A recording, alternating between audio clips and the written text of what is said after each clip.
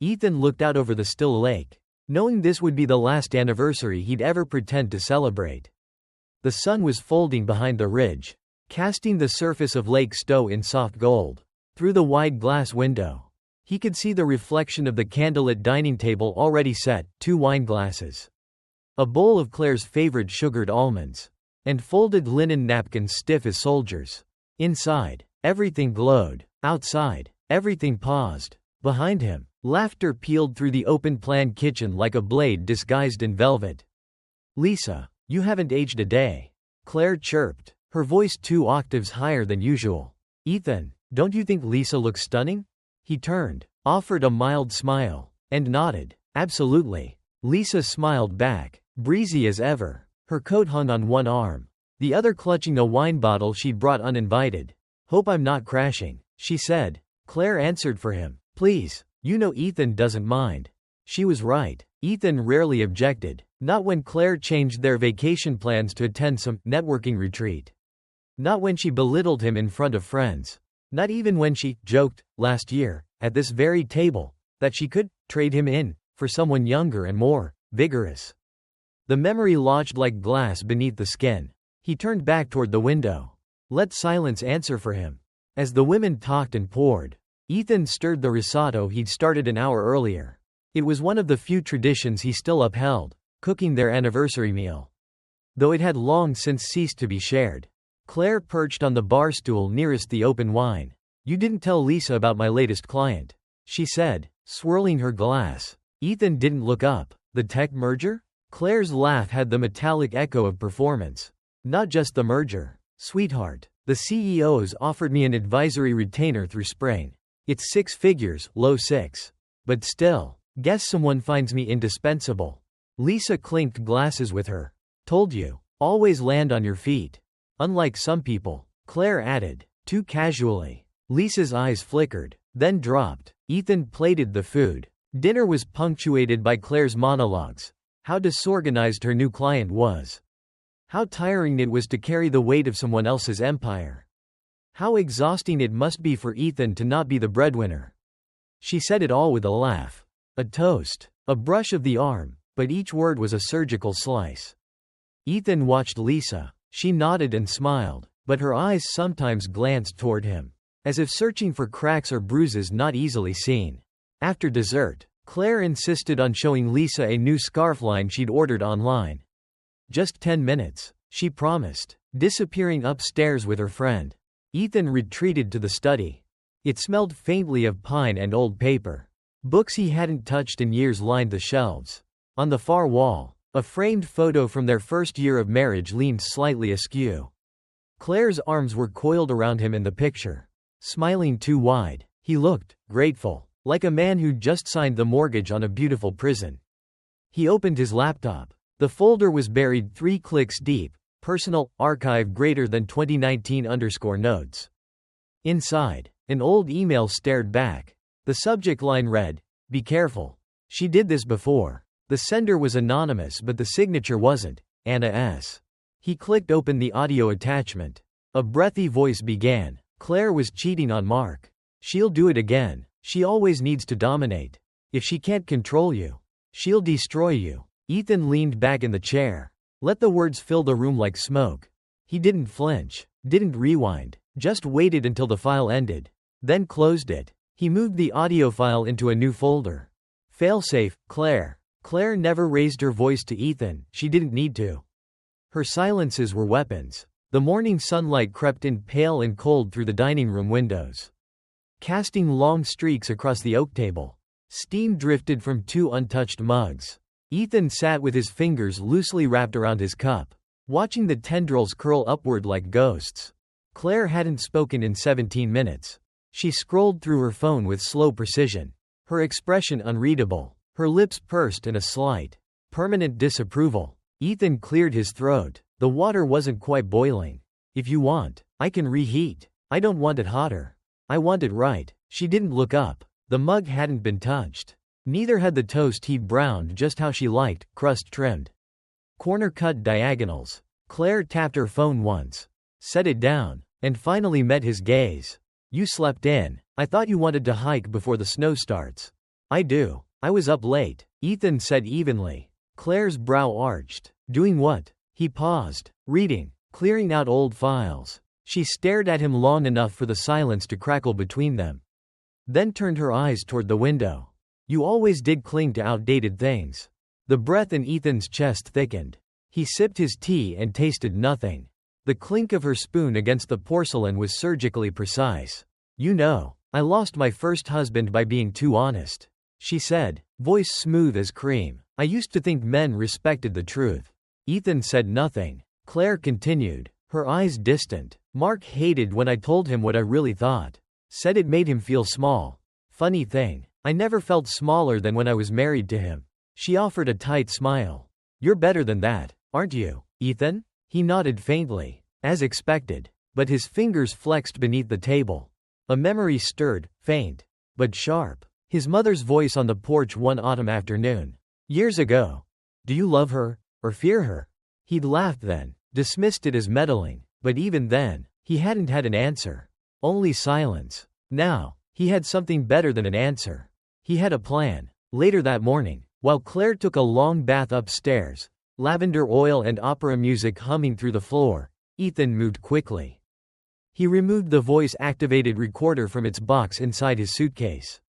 It was small, matte black, and unassuming. He slid it into the carved groove beneath the table, just where the leg joined the frame. One press. A green light blinked once, then stilled. Claire came downstairs 10 minutes later in a pale gray sweater and bare feet, drying her hands on a towel.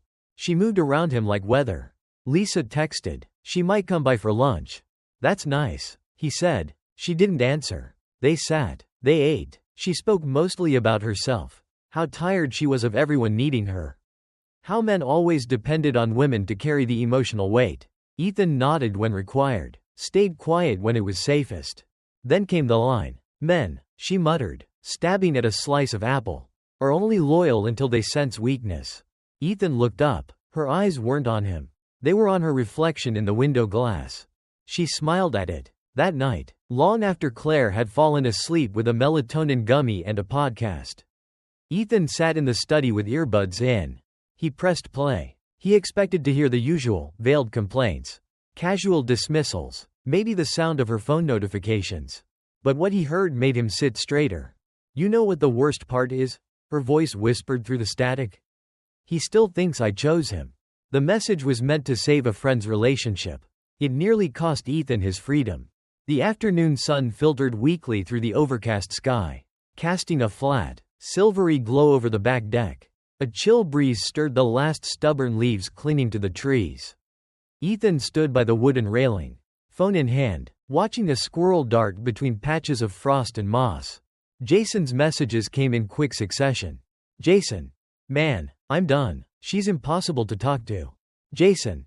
Sometimes I think it'd just be easier to sleep with someone else and be done with it.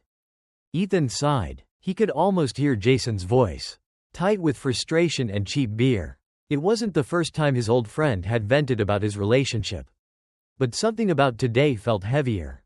Ethan. Don't do it. Talk to her. Ethan. If you cheat, you'll lose the one thing you actually respect about yourself.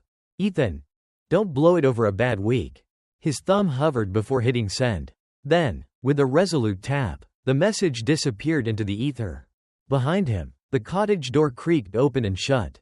Claire hadn't said she'd be joining him outside, so he assumed it was the wind. He slipped the phone into his pocket, took a long breath, and let the cold air numb his fingertips. Inside, the cottage hummed with muffled warmth. Claire padded into the kitchen, drawn by the ding of an incoming text.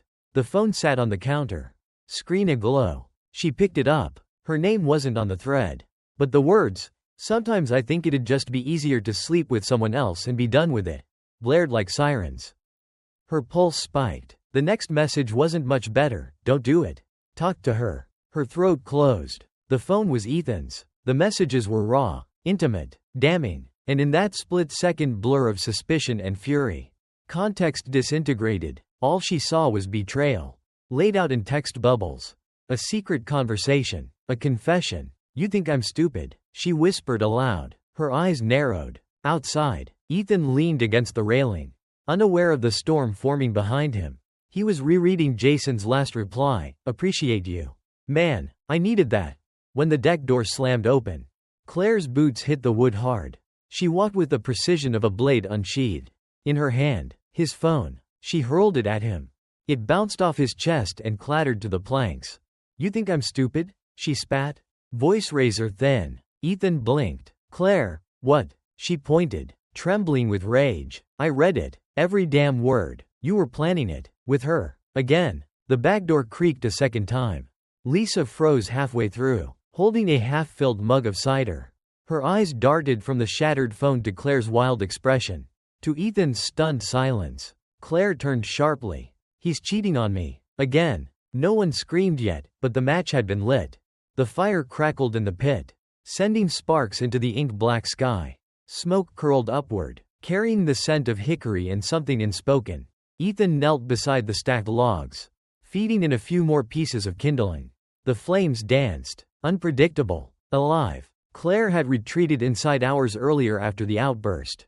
She hadn't apologized, hadn't clarified. She didn't need to. She'd left her fury behind like a cloud of perfume, saturating everything. Lisa emerged from the shadows with 2 glasses of wine. Didn't think you'd still be out here, she said softly, offering him one. He took it but didn't drink. Needed air. She sat opposite him, the fire casting gold across her face. For a while, neither spoke. The silence wasn't awkward, it was wary. Like 2 diplomats circling a truce they didn't trust yet. Lisa sipped, then leaned forward, elbows on knees. What's going on, Ethan? Don't give me the polite version. He met her eyes. She's done this before, hasn't she? Lisa didn't blink. The fire popped between them. She made it sound like Mark cheated. Ethan added, voice low, but I've always wondered. The way she talks about him, like a lesson she learned. Not a heartbreak. Lisa set her glass down. You think she's cheating on you? No, he said. I think she's preparing to destroy me. Lisa swallowed hard, looked away. Damn. Ethan reached into his coat pocket, pulled out a flash drive. There's a recording, just in case. If something happens, I need someone who's not afraid of her. She didn't take it at first, just stared at it, as if it might burn. Then, with trembling fingers, she reached across and pocketed it. She made me lose a job once, Lisa said quietly. Said I'd embarrassed her at a conference. I got dropped from a client list that week. She told everyone I'd gone rogue. Her mouth twisted. She's strategic, but only when she feels safe. Ethan nodded once. The fire shifted, collapsed inward with a loud hiss. Lisa stood, brushed off her jeans. She was halfway to the door when she turned back. If it comes to it, she said, voice thinner than before, will you leave her? Ethan didn't hesitate. Yes, but not quietly. The first slap didn't shock Ethan. The second was confirmation. The third, proof. The morning smelled of sour citrus and scorched toast. The house was still, but every inch of it hummed with tension. Brunch had been Claire's idea, a ritual she insisted they keep. Even when the air between them congealed with suspicion, Ethan stood at the stove, flipping pancakes with mechanical precision. The bacon sizzled beside him, over-crisping by design. Claire sat at the end of the long dining table, her phone propped against a mug, scrolling furiously. Lisa lingered in the threshold between kitchen and dining room, sipping weak coffee like it might shield her from the inevitable. Claire's voice cut through the stillness. So tell me, Ethan, who is she? He didn't turn. Who? She scoffed, rising from her chair. Her heels struck the hardwood with calculated rhythm. Don't insult me. The phone hit the counter beside him. The screen lit up with the same conversation Ethan had seen 24 times, the thread with Jason. But Claire's thumb had scrolled to the top, isolated Jason's most damning line, and frozen it on the screen like an accusation. It'd be easier to sleep with someone else and be done with it. She read aloud. That's what you wrote. Don't lie. That's what he wrote, Ethan said calmly. Jason, scroll down. I did. Her voice cracked. I did. I saw the part where you told her to talk it out. I saw the part where you said not to ruin everything. Ethan turned, tongs in hand, because he was talking about cheating on his girlfriend. I told him not to. Claire's eyes flashed. You think I can't see what's in front of me? Then came the first slap. It was open-palmed, fast, clean. Ethan barely flinched. The second followed immediately, harder, across the same cheek. His head turned with it, eyes still on hers. The third landed lower, striking the edge of his jaw with the sound of a breaking branch. Lisa's mug shattered against the counter. "Claire, what the hell are you doing? He's lying to me," Claire screamed. Again, Lisa stepped forward. Ethan lifted a hand, not to stop her, but to ask her to wait. Then he bent slowly, picked up the phone, unlocked it, and opened the message thread. "Look again," he said, handing it to Claire. "Jason's texts are on the right. Mine are on the left." She snatched the phone, breathing hard. Her eyes skimmed the screen. Then slowed, stopped, scrolled again. The words unraveled in real time. Jason's confession, Ethan's advice, the full context. Claire's face drained of color. Her grip faltered. The phone lowered. Lisa stood motionless, mouth slightly open. Ethan's voice came low, steady. "I've been recording everything. Would you like to see the footage too?" Claire's power came from secrets. But now, secrets were turning on her. The living room felt both too large and too small. Morning light slanted in through the tall windows, illuminating the dust hanging in the air like ash. 2 half-full glasses of wine, left over from the previous night, sat untouched on the coffee table. The silence between Lisa and Claire pulsed like a warning. Claire stood near the fireplace, arms crossed, eyes flickering from wine to window to Lisa. "You didn't say anything," she accused, voice brittle. Lisa remained seated, legs crossed, holding her coffee like a shield. "What was I supposed to say?" Claire scoffed. "That your friend was gaslighting me. That you saw how he played me." Lisa's brow furrowed. "Claire, I saw you hit him 3 times. Claire laughed, but there was no joy in it, only static. "So now you're on his side?" Lisa set her cup down with deliberate care. "I'm on the side of the truth. And what I saw was a woman spiraling." Claire's lips parted in shock, as if Lisa had just spat in her face. "You've always been jealous," she said flatly. "That's why you never got the McPherson project." Lisa's face changed, just a flicker, but Claire caught it. Pressed. "I remember how you begged me to put in a good word." "Pathetic. You sabotaged me," Lisa said, her voice barely above a whisper. "I protected the brand," Claire countered. Lisa leaned forward, her tone hardening. "You lied about me to the board. Said I overstepped, when all I did was correct your numbers in a pitch you forgot to prove." Claire's mouth twitched. "You've always needed someone beneath you to feel tall." Lisa continued. "The difference between you and me? I remember who I step on." Claire turned away, walking to the kitchen, fingers trembling against the countertop. "You think you're better than me now? You think siding with Ethan makes you clean?" Lisa didn't follow. She pulled out her phone, pressed record. Slowly, she angled the camera toward Claire's figure, rigid, unraveling. "You want the truth?" Claire barked suddenly. "He's not innocent. He's been keeping things from me for years. I know he's planning something." Lisa pressed send. The short clip flew across the room, digitally, silently, to Ethan's inbox. Claire turned, ready to fire another round of accusations, and stopped cold. Her eyes fixed on the far bookshelf. A single red LED blinked from behind the sculpture of a dove. She took a step closer.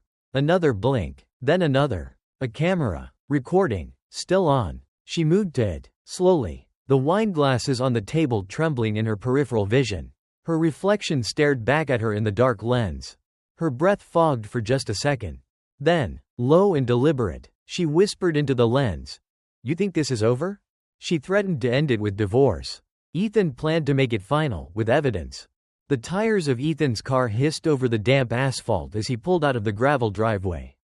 The trees lining the road were bare, their skeletal branches slicing the gray sky like brittle fingers. He didn't look back at the cottage. His phone buzzed on the passenger seat. "Jason, you sure?" Ethan typed without hesitation. "Ethan, it's time." Stowe's downtown was quiet this Sunday afternoon. The tourists had thinned, the cafes nearly empty. He parked near the law office just as a breeze kicked up, scattering a swirl of red leaves across the curb. The attorney's building was understated gray stone. Brass handle, small etched plaque, D. Hathaway. Family law. Inside, the heat was low and the silence was comforting.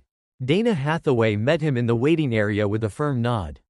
"Everything set?" He handed over a slim flash drive, followed by a second. "Audio, video, dated, labeled." She arched a brow. "She's going to come after you hard." "Ethan, I know. And this? Dana held up the flash drive.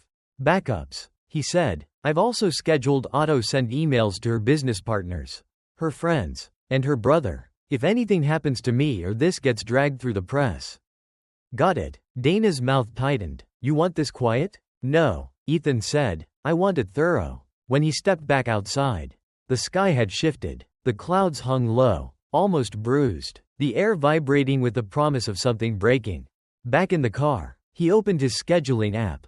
The emails were queued, timestamps precise. A copy of the divorce filing had been scanned and uploaded. He tapped a button, setting the chain into motion. By the time he returned to the cottage, the daylight was starting to fade.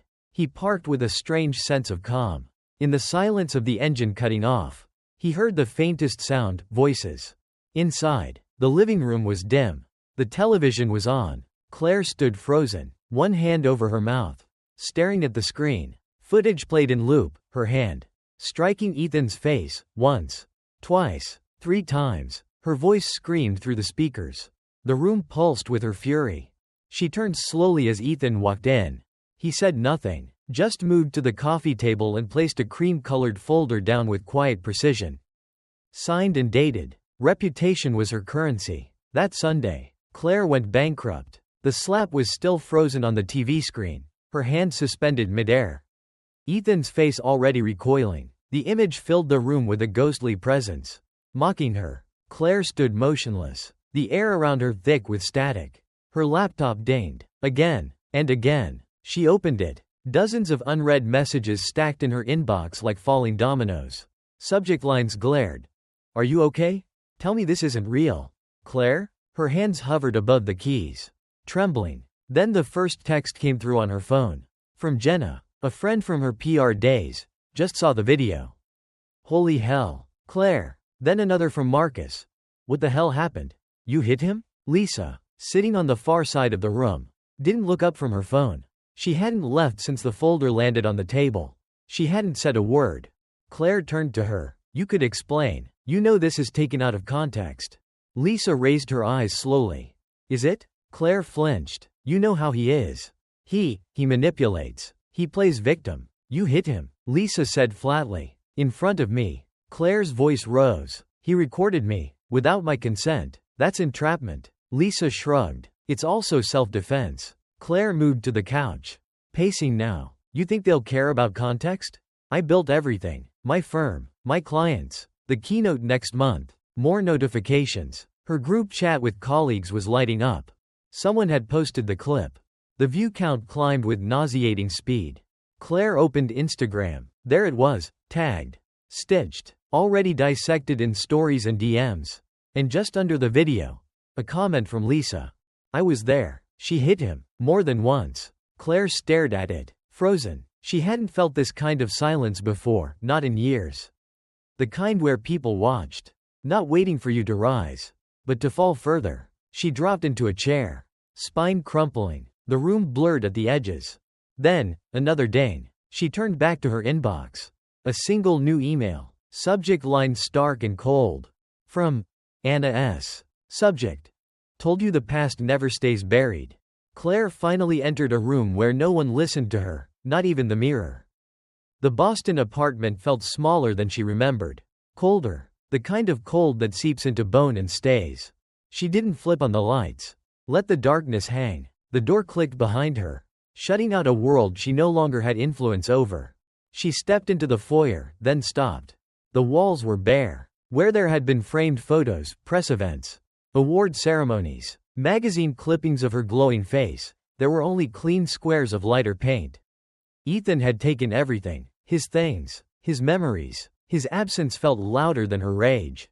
She walked through the rooms like a ghost, drawers open, clothes gone. The only sound was the rhythmic whir of the refrigerator. Even that felt judgmental. Her laptop waited on the counter, glowing softly. One new message. From Anna S. Subject. You broke Mark.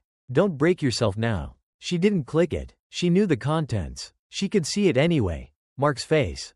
All those years ago. Red and contorted, not with rage, but hurt. The night he found the texts. The voice memo. The twisted smile she gave him when he begged her to just be honest. I know about Derek, he had said. And she had laughed. That was her legacy, laughing at people mid-collapse. Until now. Claire moved to the living room mirror, floor-length. Ornate. Once part of a vanity set she bragged about on Instagram. She stood in front of it and searched for herself. But the reflection looked wrong. Eyes too wide, mouth too tight, hair slightly askew. She tried to square her shoulders the way she always did before a presentation. But they slumped again. No likes, no validation, no curated narrative, just her, as she was, stripped. She walked back to the kitchen and opened her laptop. Her fingers hovered over the keyboard. Then she did what she'd never done before, deleted her Instagram. Then her Twitter. Then the website with her name emblazoned across the banner. She was unraveling the brand. Pixel by pixel. The laptop fan whirred, a low hiss against the silence. She opened a new document. No title, no formatting. She began to type. To Ethan. The train didn't carry escape.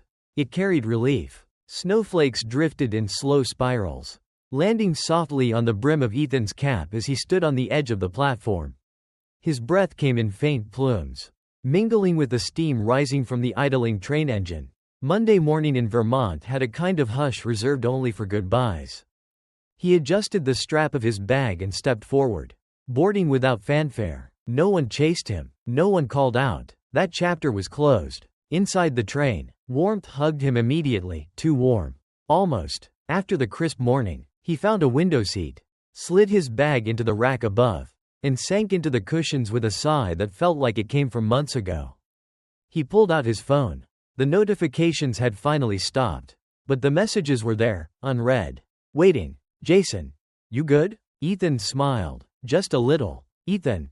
Better. He thumbed through the others, old friends checking in. Lisa sending a silent thumbs up emoji.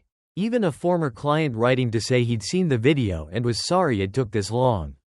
The wheels beneath the train screeched gently, then rolled. He looked out the window. The platform drifted past, then the station, then the last pieces of the life he no longer needed to carry. The woman across the aisle leaned toward him slightly. Middle-aged, kind eyes, scarf wrapped too many times around her neck. What are you reading? She asked. Ethan looked at his phone, then back at her. My last chapter, he said. The scenery outside began to blur, forests, fences, traces of snow-laced rooftops. He reached into his coat, pulled out a small USB, and stared at it for a moment. Then he leaned forward and slid it into the trash bin built into the tray table. Deleted the cloud backup, opened his laptop, found the folder labeled, Failsafe, Claire. Click, delete, empty trash. He sat back, no tension, no shadows, just snow in motion and morning light. The train curved gently westward. Then, his inbox blinked. One unread message. From Claire. Subject. I'm sorry. He watched it quietly for a few seconds, then turned off the screen and looked out at the trees. He didn't need to open it. Some journeys weren't about revenge. They were about release. Beneath falling snow and a quietly departing train, the story of Ethan and Claire reached its quiet reckoning. What began as subtle control and emotional erasure ended in exposure, reversal, and a man reclaiming his voice after years of being silenced. Justice, in its truest form, does not always arrive with thunder, but when it comes, it makes the silence unmistakable. Like the slow melt of winter ice. Truth takes time, but once it breaks through, no facade can survive its thaw. Some battles are won not with retaliation, but with the courage to walk away, documented, defended, and finally free.